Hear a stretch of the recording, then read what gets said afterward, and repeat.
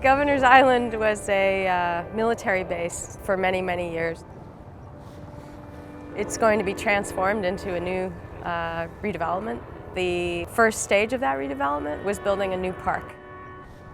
I'm Jamie Maslin Larson. I'm a principal at West State Landscape Architects, and we're on Governor's Island. Because we're on an island, we really needed to address the issues of climate change and sea level rising right away. First thing we did was understand where the predicted 100 level sea rise would be in the future. So we employed a strategy right away to sort of lift the island using topography, using fill material to sculpt and shape the landscape so that it takes these trees out of the future flood elevations. Where we're standing right now, we've lifted the topography about 15 feet above existing grade.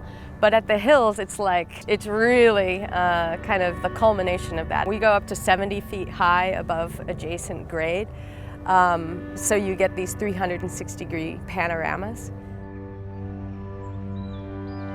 And so we did it in a way that it wasn't like this is some kind of infrastructure. We made it look like a park so nobody really knows that this is actually protected. It's actually just a part of the park experience.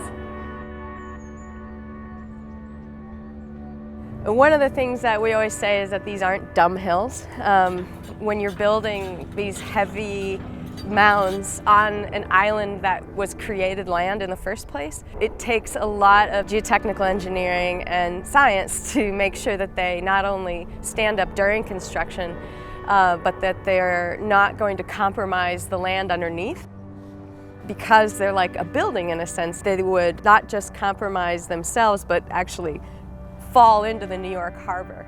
Like, take the whole island with them, you know. We worked with techniques like lightweight soils, things that are called mechanically stabilized earth, which are basically baskets that help the soil and the fill material become stronger over time.